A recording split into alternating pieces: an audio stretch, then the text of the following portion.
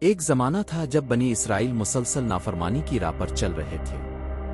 ان پر انبیاء کرام بھیجے جاتے رہے تاکہ انہیں سیدھے راستے کی طرف بلایا جائے۔ اللہ تعالیٰ نے اپنے پیغمبروں کو لوگوں کی ہدایت کے لیے بھیجا تاکہ وہ گمراہی، ظلم، دنیا پرستی اور فساد سے باز آ کر ایک اللہ کی طرف رجوع کرے۔ انہی پیغمبروں میں ایک نام حضرت علیہ السلام کا ہے، جو ایک عظیم نبی، زاہد، پاکیزہ سیرت انسان اور عدل و انصاف کی علامت تھے۔ حضرت علیہ السلام کا تعلق ایک نہایت ہی نیک اور پاکیزہ خاندان سے تھا۔ ان کے والد حضرت زکریا علیہ السلام ایک مشہور نبی اور عبادت گزار شخص تھے۔ حضرت زکریا علیہ السلام نے ساری زندگی اللہ کی عبادت میں گزاری، مگر ان کی زندگی کا ایک کرب یہ تھا کہ ان کے ہاں کوئی اولاد نہیں تھی۔ وہ بڑھاپے کو پہنچ چکے تھے اور ان کی بیوی بھی بانجھ تھی، مگر دل میں یہ خواہش تھی کہ کوئی نیک عبادت گزار بیٹا ہو جو ان کے بعد لوگوں کو ہدایت دے، عبادت کا سلسلہ جاری رکھے اور اللہ کے دین کو مضبوط کرے۔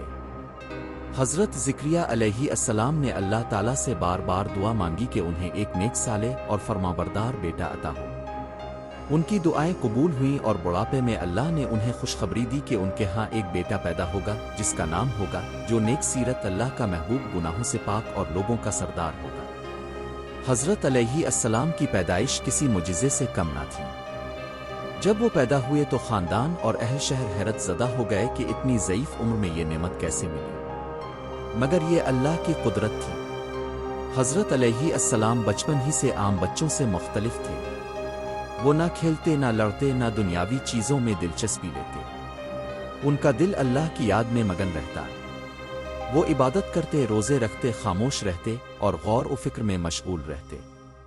ان کی طبیعت میں سکون، سنجیدگی اور عاجزی نمایاں تھی۔ بچپن ہی میں اللہ نے انہیں حکمت، علم اور فہم عطا کر دیا۔ وہ تورات کے عالم بن گئے۔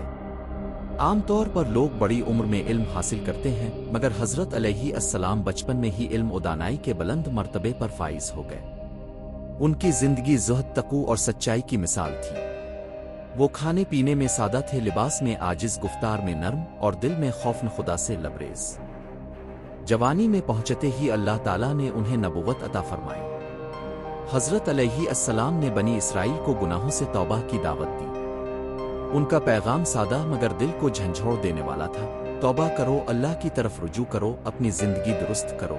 وہ لوگوں کو بتاتے کہ اللہ کی طرف سے حساب کا دن آئے گا، جس میں ہر شخص سے اس کے اعمال کا حساب لیا جائے گا۔ حضرت علیہ السلام بنی اسرائیل کو بار بار ان کی غلطیوں سے آگاہ کرتے رہے۔ وہ ان سے کہتے کہ اللہ کے احکامات پر عمل کرو، تورات کی تعلیمات کو مت بھولو، اپنی زندگیوں کو پاکیزہ بناؤ۔ مگر بنی اسرائیل کا حال یہ تھا کہ وہ دنیا میں مگن ہو چکے تھے۔ انہوں نے اللہ کے دین کو اپنی مرضی سے بدل ڈالا تھا۔ وہ حرام کو حلال اور حلال کو حرام قرار دینے لگے تھے۔ ان کے علماء رشوت لیتے، جھوٹ بولتے اور دین کو دنیا کے لیے بیچتے۔ حضرت علیہ السلام نے نہ صرف عام لوگوں کو دعوت دی بلکہ بادشاہوں اور امراء کو بھی حق بات سنائی۔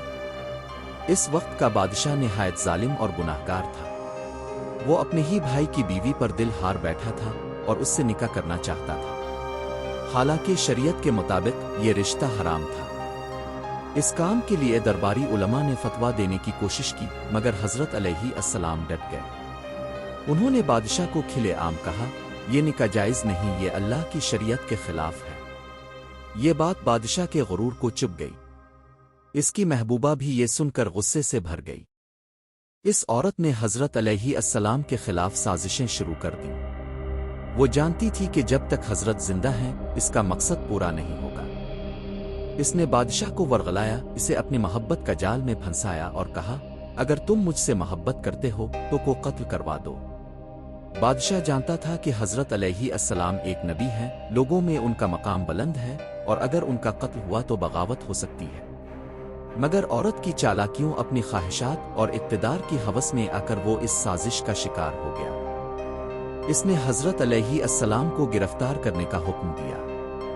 حضرت علیہ السلام کو دربار میں بلایا گیا، جہاں ان سے کہا گیا کہ وہ اس نکاح کو جائز قرار دیں، مگر نبی کی زبان صرف حق بولتی ہے۔ انہوں نے انکار کیا، فرمایا کہ جو بات شریعت کے خلاف ہو وہ کسی صورت جائز نہیں ہو سکتی۔ اس پر بادشاہ نے غضب میں آ کر حضرت کو قید میں ڈال دیا۔ ایک رات بادشاہ نے دربار میں جشن منایا۔ नाच गाना, शराब और दुनियावी लज्जतों से भरपूर महफिल थी। इसी महफिल में वो औरत भी आई जिसने हजरत अलैहिस्सलाम के कत्ल की साजिश की थी। इसने बादशाह से कहा, मैं तुम्हारी बनूंगी मगर एक शर्त पर, मुझे का सर चाहिए। बादशाह ने पहले तो इनकार किया मगर फिर औरत की जिद, इसका हसन और अपनी कमजोरी के बाइस इसने कातिलों को हुक्म दिया कि हजरत को कत्ल कर दिया जाए। हजरत अलैहिस्सलाम को कैद खाने में ही शहीद कर दिया गया। उनका सर मुबारक एक तश्त में रखकर इस औरत के सामने पेश किया गया। ये मंजर जुल्म की इंतहा था। एक पाकबाज नबी जिसकी जिंदगी में कोई दाग ना था, जिसने किसी का दिल ना दिखाया, सिर्फ हक बोला, अदल सिखाया, इसका अंजाम एक जालिम की हवस की नजर हो गया। हजरत अलैहिस्सलाम की शहादत पर जमीन थरथर्रा उठी, आसमान पर अफसोस छा गया और अहल ईमान के दिल रो दिए। ये वाकया न सिर्फ बनी इसराइल के लिए बल्कि पूरी इंसानियत के लिए एक इबरत बना। बादशाह और इस औरत का अंजाम भी इबरतनाक हुआ। वो दोनों कुछ अरसे बाद बर्बाद हो गए।